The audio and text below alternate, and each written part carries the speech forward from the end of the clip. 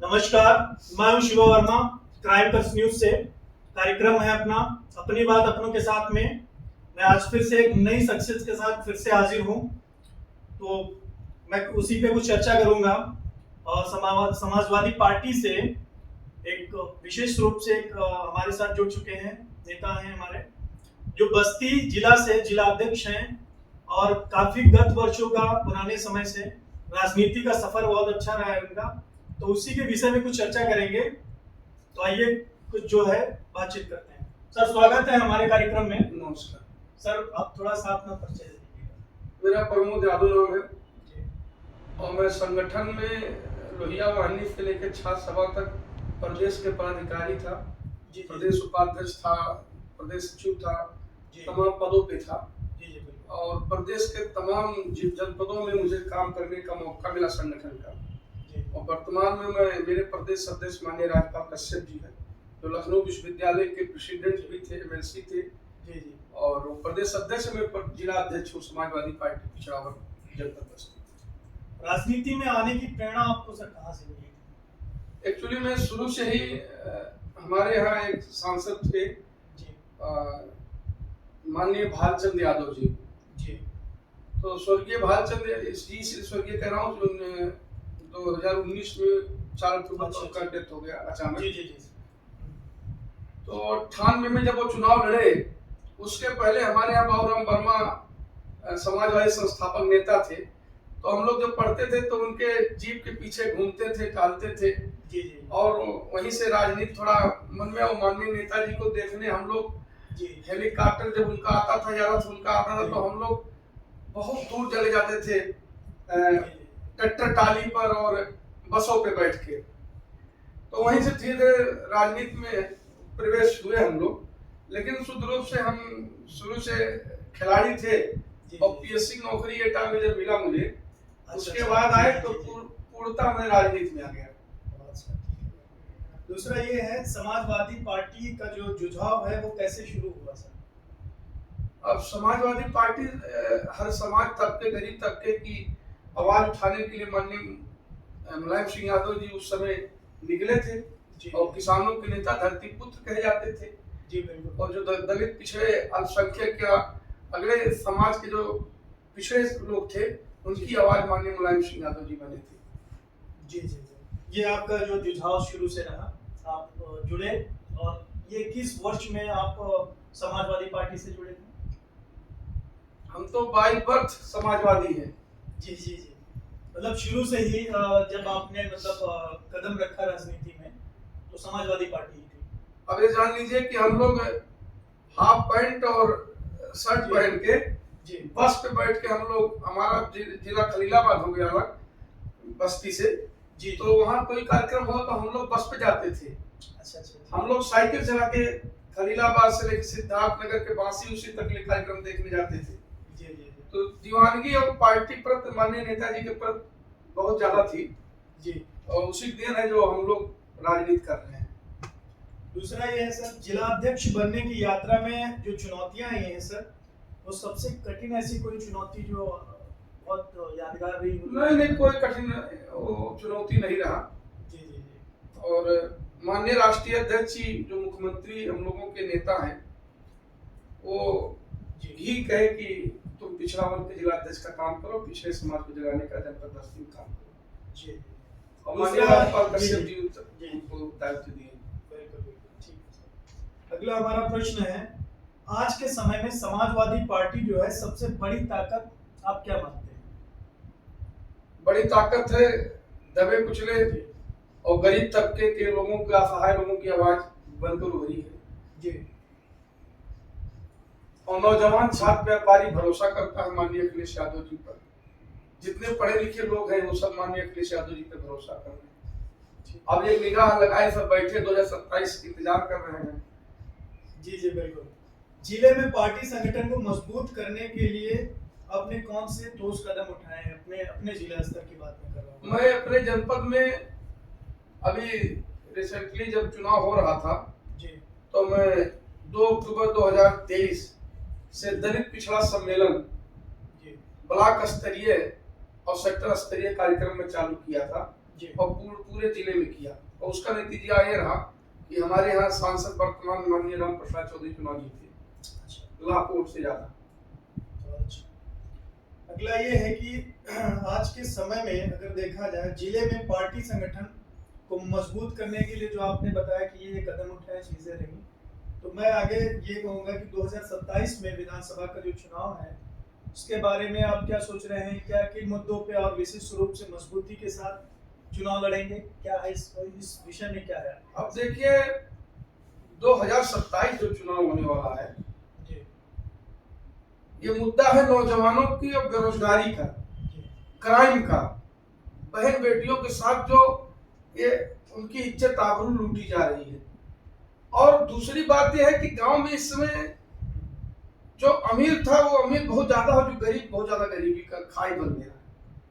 और अन्य दल जब थे, मुख्यमंत्री माननीय अखिलेश यादव जी थे या माननीय मुलायम सिंह यादव नेताजी थे, उस दौरान सारे समाज को एक निगाह देखा जाता था। तो विशेष कुछ कारण होगा ना समाज में, या सरकार की कुछ ऐसी नीतियां हैं, क्या है जो समाज में शोषण बढ़ रहा है, शिक्षा इसलिए बढ़ रहा है कि शराब गांव गांव खुल रहा है ठेका, और मधुशाला बढ़ाव ज्यादा हो रहा है और पाठशाला बंद हो रहा है। और जब शिक्षा नहीं रहेगा तो नशा रहेगा, और नशा दो प्रकार की है आज के परिवेश में, एक धर्म का और एक मधुशाला। प्रदेश में अगर शिक्षा में भी देखा जाए तो 5 वर्ष के अंतर्गत अगर देखा जाए तो 42,000 से ज्यादा विद्यालय प्राइवेट हो रहे हैं, निजीकरण हो रहा है, और सरकारी जो अपने संस्थान है जो गवर्नमेंट देख रही है वो धीरे धीरे कहीं ना कहीं बंद भी हो रहे हैं। अब कहीं देखा जाए विद्यालय जो व्यवसाय हो गया है, शिक्षा। और माननीय अन्य सरकार जब थी, माननीय अखिलेश जी थे, माननीय मुलायम सिंह यादव जी थे, तो उसी विद्यालय को नवीनीकरण करते थे, उसी विद्यालय को नया आवास बनता था, उसी विद्यालय को सुंदरीकरण कराया जाता था, विद्यालय का बढ़ावा हुआ। तो सच्चाई ये है, मैं आपके माध्यम से कहना चाहता हूँ जी जी सर, कि जो मेरे गांव में विद्यालय, हम लोग भी प्राइमरी से वो तख्ती और उस पे पढ़ के आए, टाट पे बैठते थे, बोरा लेके जाते थे। बिल्कुल सर, पुराने समय में। और बहुत से अधिकारी हुए हमारे साथ के, बहुत से पुलिस विभाग में, फौज में हुए, बहुत से डॉक्टर हुए। तो ऐसा नहीं कि सब सिटी मैंडेटरी और लखनऊ ही पढ़े थे, सब प्राइमरी ही पढ़े थे। लेकिन जो डिग्रियां प्राइमरी के स्कूल के अध्यापकों के पास है, बीएड, टेट, तमाम वो क्वालिफाइड करके जाते हैं, और वहां पे कोई बच्चे नहीं पढ़ने के लिए जा रहे हैं। क्यों नहीं जा रहे हैं, सोचने वाली विषय है। और प्राइवेट में जो पढ़ रहे हैं, पढ़ा रहे हैं, कोई इंटर पास है, बीए बीएससी किए हुए हैं, जिनके पास अन्य कोई डिग्री भी नहीं है, उसके बावजूद भी प्राइवेट को बढ़ावा दिया जा रहा है। बढ़ रहा ही है सर। तो कहीं ना कहीं जो गरीब हैं, गरीब तबके के लोग हैं, जो उनकी कंडीशन नहीं है, अच्छा पैसा भी नहीं पे कर सकते हैं, नहीं, इसीलिए हमारे नेता माननीय अखिलेश यादव जी इस योजना को चलाए थे, मिड डे मील। इसी योजना को चलाए थे कि बच्चों को, गरीब तबके के बच्चे हैं, उनको शुद्ध भोजन मिलेगा और पढ़ाई करेंगे, और उनको वजीफा भी मिलता था उस दौरान। सारे चीज बंद कर दिए गए हैं। शिक्षा जब नहीं रहेगा, मैं कहा भी आपसे वर्मा जी, जब शिक्षा नहीं रहेगा तो नशा दो चीज का रहेगा, एक तो धर्म का और एक तो शराब का। और जब शराब पिएंगे तो घर बर्बाद होगा, और धर्म की तरफ बढ़ाव होगा तो भाजपा का बढ़ाव होगा। भाजपा से शिक्षा से कोई मतलब नहीं योगी जी से है। योगी जी हमारे बगल गोरखपुर के हैं, और तो देश के प्रधानमंत्री, मैं आपके माध्यम से कहना चाह रहा हूँ, वो आप तक डिग्री नहीं दिखाए हैं। हमारे नेता माननीय अखिलेश यादव जी से डिग्री ले लें, इंडिया गठबंधन के नेता राहुल गांधी से ले लें, सब अपना डिग्री दिखाते हैं। तो क्या सर इसमें राजनीति में आने के लिए क्या डिग्री का विशेष क्या कुछ है कि डिग्री होगी तभी कोई राजनीति? अब उत्तर प्रदेश के मुख्यमंत्री माननीय अखिलेश यादव जी थे, उनकी विजन थी हाई लेवल की। अभी मैं जल्दी, अभी बाहर गए थे, बाहर से लौटे तो मैंने ऐसे चर्चा होने लगा, तो उन्होंने ही कहा कि मैं गया था बाहर और मैं लंदन के गांव को देख रहा था। अच्छा। और मेरी सोच थी और है भी कि अगली सरकार जब बने और मैं देश प्रदेश का मुख्यमंत्री बनूं तो जो उत्तर प्रदेश का सबसे गरीब गांव होगा उस लंदन की गांव की तरह मैं बनाऊंगा। अच्छा। आप बता दीजिए अखिलेश यादव की इतनी बड़ी सोच है, वो मसाला तरफ नहीं है सोच उनकी, उनका धर्म की नशा की पुड़िया तरफ नहीं है। और एक चीज और बता दूं आपके माध्यम से, माननीय अखिलेश यादव जी ने जो मेट्रो का काम किया, देश का सबसे बड़ा एक्सप्रेसवे अखिलेश यादव जी ने बनवाया, लखनऊ सागर। और आप हम पढ़े लिखे लोग हैं, आप हम जानते हैं कि जिस देश ने सड़क बनाया, सड़क ने उस देश को बनाया। अगर सड़क आज यही बस्ती से हम लोग आते थे पहले तो 8 घंटा लगता था, और जब NHI नया बना 2009 के बाद तो 2.5 से 3 घंटा हम लोग पहुंच जाते हैं। तो इसीलिए समय का फायदा है। अखिलेश जी की विजन अच्छी है। आप बता दीजिए अमेरिका की तरह पुलिस मुख्यालय बना है, आप घर बैठे आपके घर फोर्स पहुंच जाएगा, डायल 100। अभी यही हमारी माताएं बहनों की डिलीवरी विषय था जी, घर के बगल वाली गाड़ी नहीं जा पाती थी, लेकिन अखिलेश जी ने ऐसा व्यवस्था, एम्बुलेंस सहित लाद के ले जाएंगे आपके माता बहनों का डिलीवरी मामला। बिल्कुल बिल्कुल। तो अखिलेश जी की सोच बहुत बेहतर थी और है भी। और मेरा अगला जोड़ा ये भी है कि हमारे जो युवा कार्यकर्ता हैं जो पार्टी में जो जुड़ते हैं, जो आपके माध्यम से, क्या उनके लिए विशेष योजना क्या है, आप किस तरीके से जोड़ते हैं? देखिए हमारे जितने नौजवान साथी हैं जी, मैं आपके माध्यम से उनसे निवेदन करता हूँ, आह्वान करता हूँ कि आने वाली पीढ़ियां के लिए आप निकले, क्योंकि देश बहुत संकट में है, प्रदेश बहुत संकट में है जी। अब वही फिर मैं कहने जा रहा हूं कि नशा मुक्ति के लिए आपको निकलना पड़ेगा, शिक्षा को बढ़ावा दीजिए, अखिलेश जी की सरकार बनाइए, और अखिलेश जी आएंगे देश का प्रदेश का विकास 100% होगा, उसमें कोई लेकिन नहीं है। अगला हमारा प्रश्न है कि बस्ती जिले में सबसे अहम आपको समस्या क्या लगती है? देखिए बस्ती जो है वो बस्ती से पूर्वांचल शुरू होता है। बस्ती का वहाँ पानी बहुत दूषित है। अच्छा, वहाँ का पानी बहुत दूषित है, वाटर पोल्यूशन ज्यादा है, आपका कहने का मतलब है। ठीक है, अगला ये है रोजगार, शिक्षा और स्वास्थ्य के क्षेत्र में क्या प्राथमिकताएं हैं वहाँ की जो भी है? स्वास्थ्य के विषय में बहुत अच्छा नहीं है। अगले प्रश्न पर आते हैं सर। जिले में किसानों की समस्याओं को सुलझाने के लिए आपने कोई पहल ऐसी की है जो उनको राहत? अब देखिए किसानों की समस्या जब थी है जी, वो सबसे बड़ी हमारे यहाँ गन्ना था जी, गन्ना शुगर मिल सब बंद हो गया है। अच्छा, ये और जो बिल्कुल बड़ी समस्या है, बड़ी समस्या है। और किसान उससे जानते हैं, हम लोग किसान परिवार से हैं, वही इकट्ठा पैसा होता था, पूंजी लगती थी, और बहन बेटी शादी में अच्छा रहता था, और ये सब बंद हो रहा है। अभी हमारे लोकल का वाल्टर का शुगर मिल है जी, वो बंद हो गया है, उसको बंद चालू करने के लिए। प्रदेश में मौजूदा सरकार के कामकाज को आप कैसे देखते हैं सर? प्रदेश की सरकार जो है यहाँ शुद्ध रूप से ब्यूरोक्रेट हावी है जी, और किसी मंत्री किसी विधायक का कोई सुनने वाला नहीं है जी। यहाँ लूटो लूट चल रहा है, वही है कितना जल्दी इस देश को लूट लिया जाए। जितना तेज अंग्रेज नहीं लूटे तो उससे ज्यादा तेज यहाँ की ब्यूरोक्रेट लूट रही है जी।